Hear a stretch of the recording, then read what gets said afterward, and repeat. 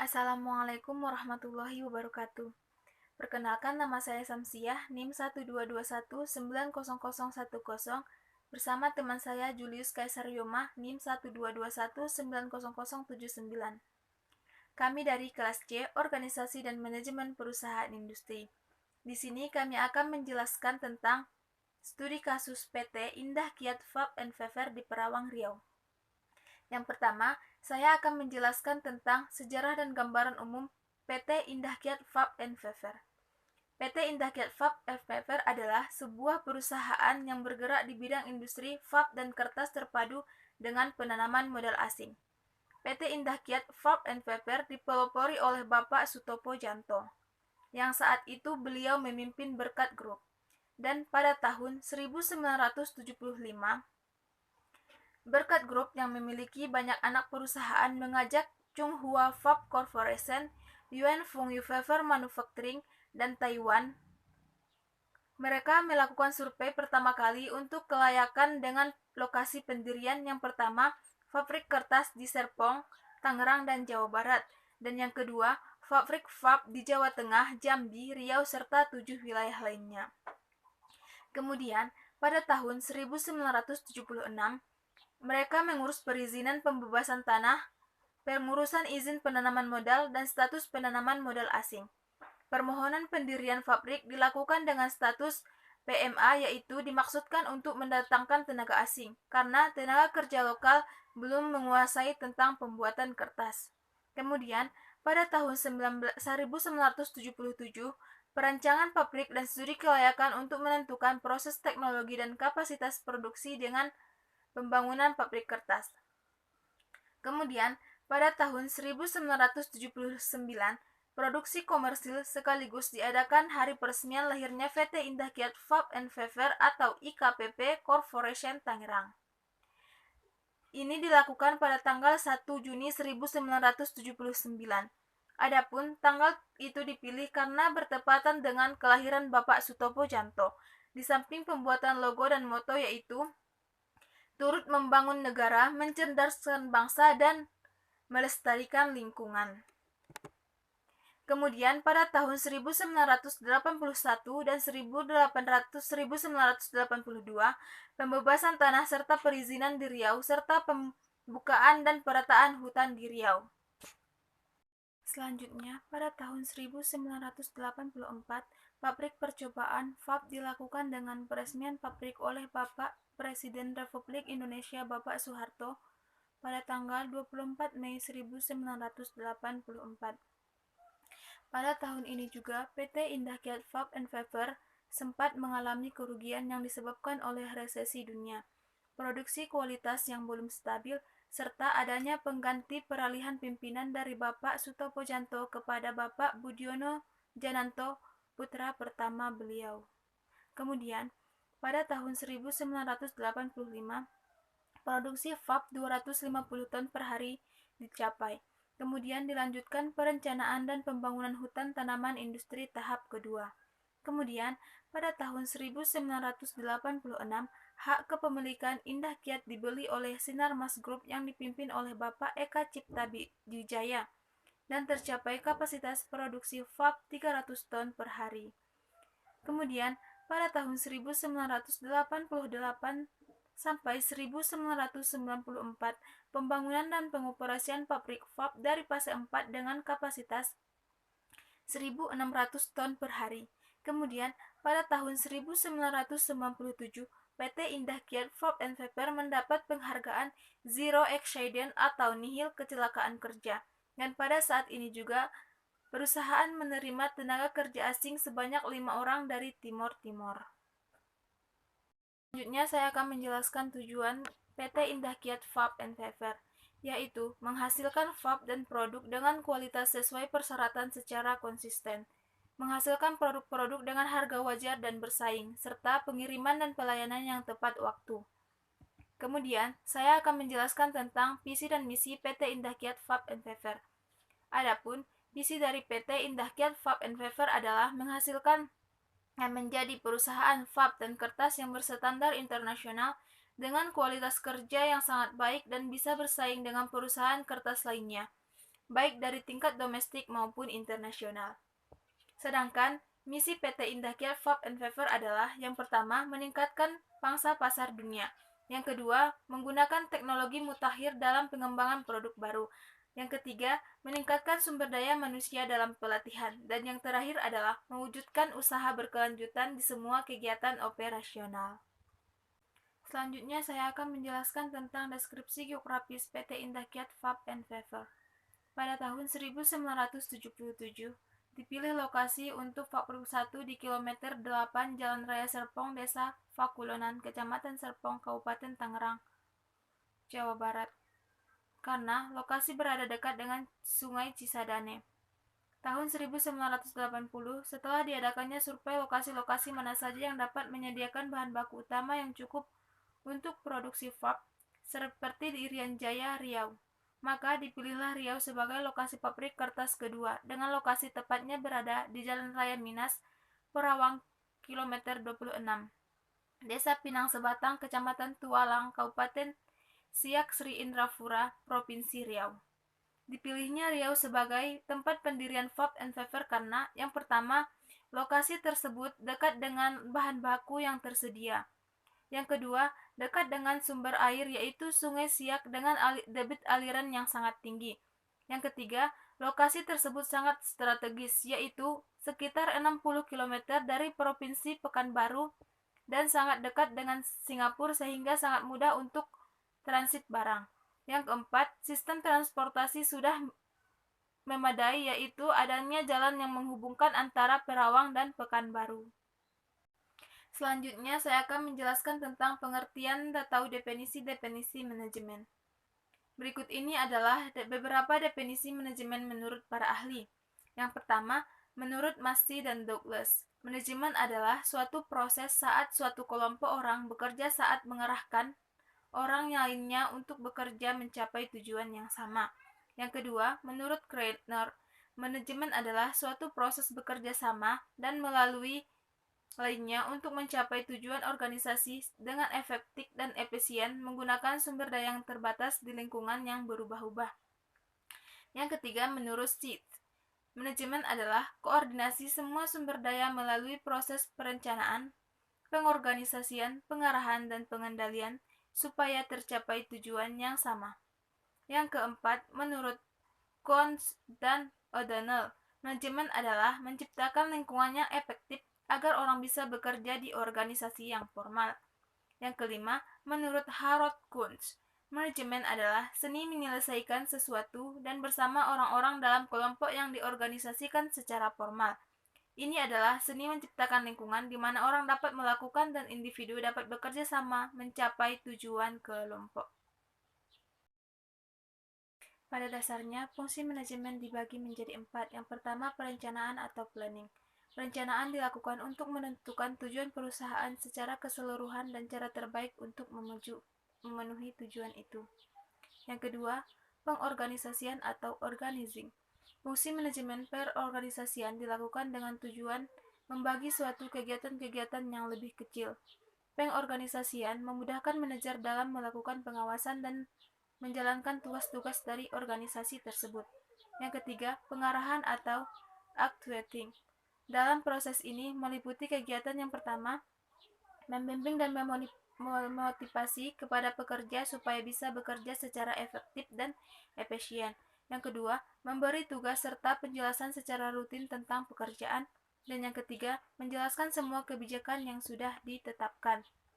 Yang keempat yaitu evaluasi atau controlling. Fungsi manajemen evaluasi dilakukan setelah bekerja. Pada proses ini, kinerja dinilai apakah sesuai dengan planning atau strategi yang sudah direncanakan. Pada tahap ini, manajemen mengevaluasi keberhasilan dan efektivitas kerja, melakukan klarifikasi dan koreksi, dan juga memberikan alternatif solusi masalah yang terjadi selama proses kerja berlangsung.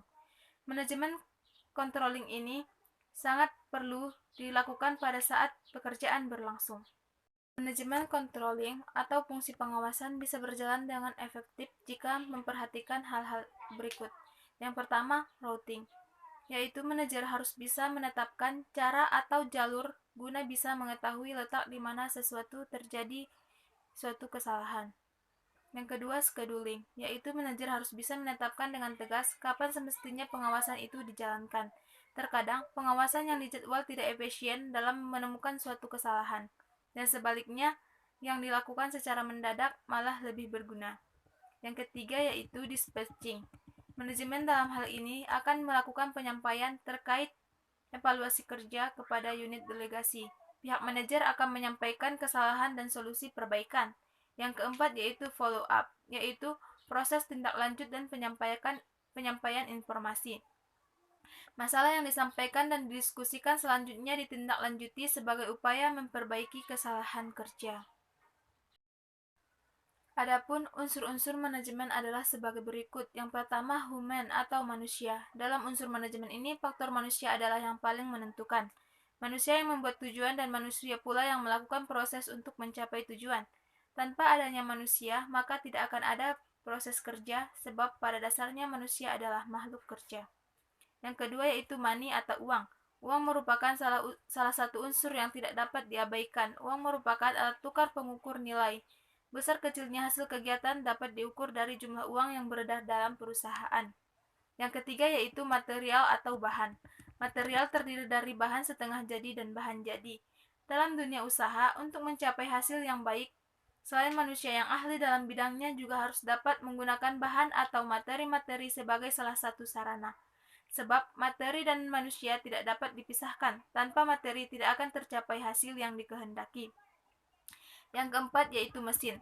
Dalam kegiatan perusahaan, mesin sangat diperlukan. Penggunaan mesin akan membawa kemudahan dan menghasilkan keuntungan yang lebih besar serta menciptakan efisien kerja. Yang kelima yaitu metode. Dalam pelaksanaan kerja, metode diperlukan yaitu suatu tata cara kerja yang baik akan memperlancar jalannya pekerjaan. Sebab sebuah metode dapat dinyatakan sebagai penetapan cara pekerjaan dengan memberikan beberapa pertimbangan-pertimbangan dari sasaran, fasilitas-fasilitas yang tersedia dan penggunaan waktu serta uang dan kegiatan usaha. Dan yang terakhir adalah pasar. Memasarkan produk tentu sangat penting sebab bila barang yang diproduksi tidak laku, maka proses produksi barang akan berhenti. Artinya, proses kerja tidak akan berlangsung. Oleh sebab itu, penguasaan pasar dalam arti menyebarkan hasil produksi merupakan faktor yang menentukan dalam perusahaan. Agar pasar dapat dikuasai, maka kualitas dan harga barang harus sesuai dengan selera konsumen dan daya beli atau kemampuan konsumen. Selanjutnya akan dijelaskan oleh teman saya, Julius Caesar Yoma. Selanjutnya presentasi akan dibawakan oleh saya, Julius Caesar Yoma Pratama, dengan NIM 1221979. Kita memasuki poin definisi-definisi proses manajemen. Manajemen digunakan untuk membantu manusia dalam mencari cara yang paling efektif dan efisien dalam mencapai tujuan. Dengan kata lain, prestasi manajer diukur dari efektivitas dan efisiensi pencapaian tujuan organisasi, tidak sekedar mencapai tujuan organisasi tersebut. Jika suatu proses target perencanaan yang telah tercapai secara efektif dan efisien, dikatakan sebuah proses yang memiliki manajemen yang berkualitas. Manajemen dikatakan efektif jika proses perencanaan sesuai dengan target yang telah ditetapkan. Secara umum, efektif mengacu pada tujuan. Semakin dekat proses yang diperoleh dengan target tujuan, maka semakin efektif proses manajemen yang dilakukan. Sedangkan dikatakan efisien jika dapat mencapai tujuan dengan waktu sesuai dengan biaya dalam mencapai suatu tujuan. Secara sederhana, efisien mengacu pada biaya waktu yang tepat dalam mencapai sasaran. Semakin sedikit waktu dan biaya yang dibuat dalam mencapai tujuan, maka semakin efisien proses yang dilakukan. Poin selanjutnya yaitu definisi-definisi manajemen, perencanaan, dan pengendalian. Setiap perusahaan pastinya memiliki standar pengendaliannya masing-masing. Semakin baik sistem pengendalian tersebut, maka akan sangat berpengaruh pada perusahaan. Namun, sebagian perusahaan juga ada yang tidak terlalu memikirkan sistem pengendalian manajemen itu sendiri.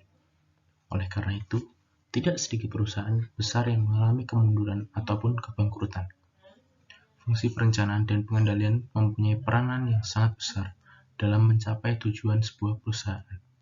Oleh karena itu, manajemen perusahaan harus benar-benar dapat merencanakan dan mengendalikan aktivitas-aktivitas perusahaan dengan cara tertentu yang erat kaitannya dengan kelangsungan hidup perusahaan. Pihak manajemen menetapkan tujuan-tujuan yang realistis dan memikirkan strategi-strategi yang efisien dalam mencapai tujuan perusahaan tersebut. Selanjutnya, kita memasuki poin proses manajemen di perusahaan. Proses manajemen dalam sebuah perusahaan terdiri dari beberapa tahap, yaitu yang pertama, perencanaan.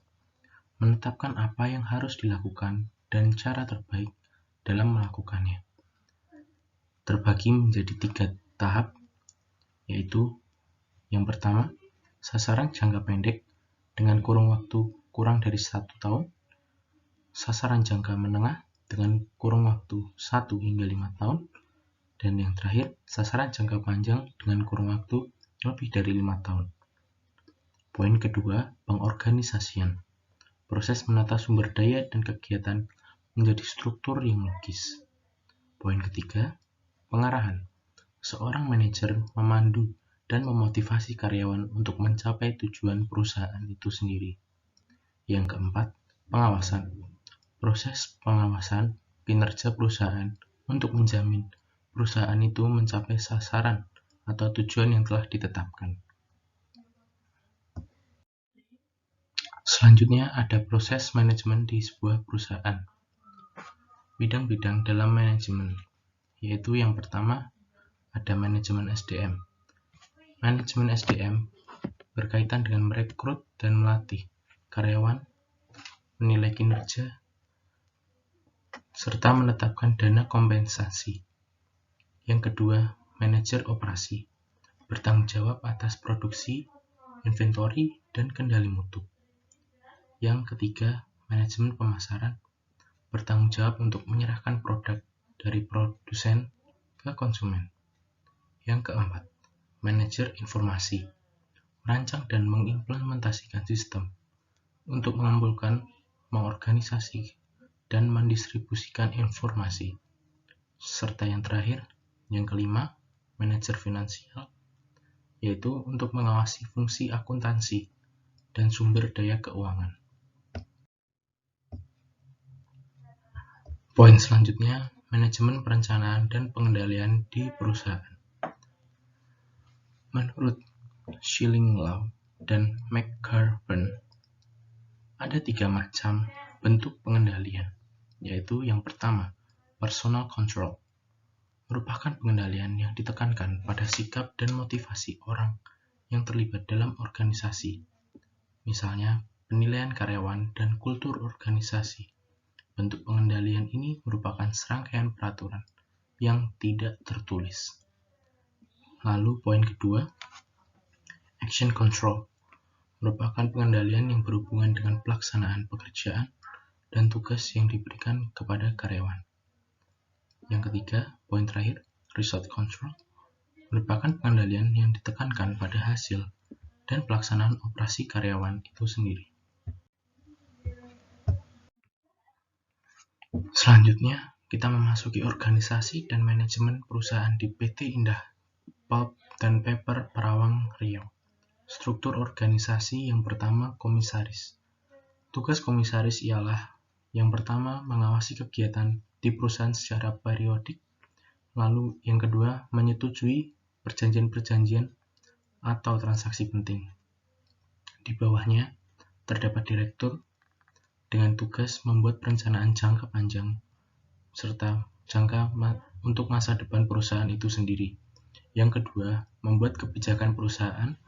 Yang ketiga, mengawasi dan memonitor perusahaan secara menyeluruh. Serta tugas yang terakhir, merancang laporan dari general manager atau yang ada di bawahnya. Selanjutnya, ada general manager dengan tugas memimpin manajer di setiap departemen dan memberi pertanggungjawaban atas seluruh pekerjaan manajer kepada kreditur. Tugas yang kedua, bekerja sama dengan direktur dalam membuat dan menetapkan kebijakan dan peraturan-peraturan dalam perusahaan. Tugas yang ketiga, berperan dan bertindak mewakili direktur utama dalam pengambilan keputusan. Di bawah General Manager, terdapat Engineer Manager, yaitu dengan tugas bertanggung jawab secara langsung terhadap General Manager atas seluruh pekerjaannya, memonitor dan mengawasi pekerjaan dari machine shop, lalu yang terakhir mengeluarkan surat untuk pembelian mesin-mesin untuk pabrik, memutuskan apakah perlu untuk membeli mesin. Yang kelima, Production Manager. Tugas Production Manager ialah mengkoordinir, mengarahkan, dan mengawasi pelaksanaan kegiatan produksi. Yang kedua, melakukan kegiatan produksi. Yang ketiga, memastikan pemanfaatan yang efisien atas dana, fasilitas, dan sumber-sumber perusahaan lainnya yang berada di bawah wewenangnya.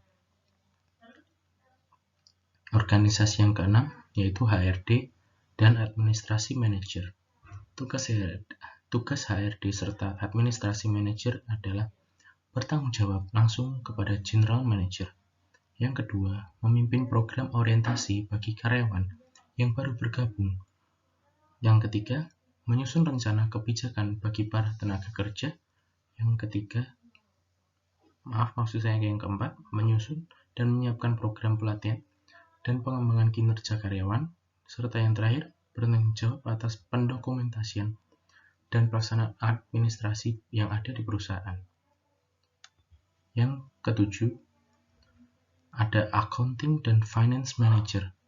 Tugas Accounting dan Finance Manager ialah bertanggung jawab akan keuangan perusahaan, memonitor pencatatan perusahaan, memastikan laporan dan catatan akuntansi keuangan yang lengkap, serta mengaudit laporan keuangan yang ada di perusahaan.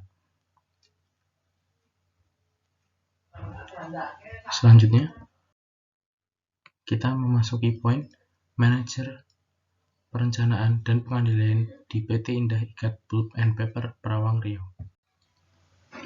Pengendalian manajemen yang diciptakan dalam sebuah perusahaan tentunya mempunyai suatu tujuan. Adapun tujuan sistem pengendalian manajemen di PT Indah Kiat Pulp and Paper Perawang Riau ialah sebagai berikut. Yang pertama, diperoleh keandalan dan integritas di dalam suatu informasi. Yang kedua, kepatuhan pada kebijakan, rencana produksi, peraturan dan ketentuan yang berlaku, serta tujuan yang terakhir ialah melindungi harta perusahaan. Kita masuk ke dalam kesimpulan serta saran. Proses manajemen merupakan hal yang sangat penting dalam suatu perusahaan. Proses manajemen diatur oleh seorang manajer. Proses manajemen di PT Indah Kiat Pulp dan Paper memiliki perencanaan strategi, penyusunan anggaran, pelaksanaan dan evaluasi kinerja. Dalam perencanaan strategi, dilakukan perencanaan untuk mewujudkan tujuan, visi, dan misi strategi yang telah dirumuskan, diterjemahkan dalam rencana strategi. Perusahaan PT Indah Kiat Pulp and Paper telah melaksanakan visi misi dan tujuan yang telah dibuat oleh perusahaan.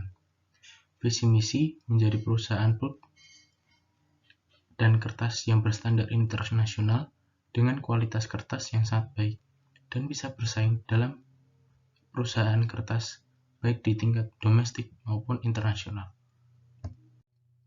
Yang terakhir, saran dari kelompok kami, PT Indah Kiat Pulp and Paper sudah cukup baik dalam menjalankan proses manajemen. Hanya saja proses evaluasi harus lebih sering dilakukan agar dapat dilakukan perbaikan segera jika terjadi hal yang mengganggu. Menambah tenaga kerja, pemberian kredit pinjaman dengan lokasi yang berjauhan menyebabkan banyaknya tertundanya proses kunjungan, sehingga menyebabkan nasabah harus menunggu mempengaruhi jumlah realisasi tiap bulan. Sekian presentasi dari kelompok kami. Kurang lebihnya mohon maaf. Assalamualaikum warahmatullahi wabarakatuh.